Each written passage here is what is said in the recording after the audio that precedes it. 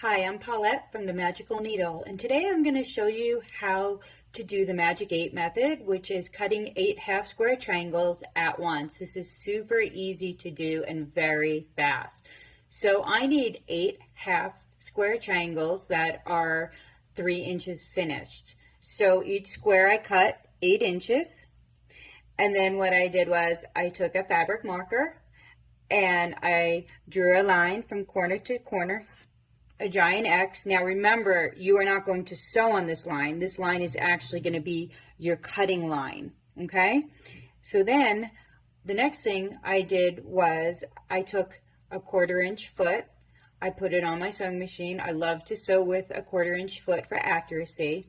Then I sewed a 1/4 inch along this line this way. Then I sewed the 1/4 inch along this line this way. Then I turned it again and I sewed the 1/4 inch this way.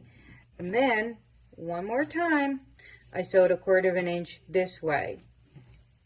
So then what I did was I took a rotary cutter and then I cut along this line this way.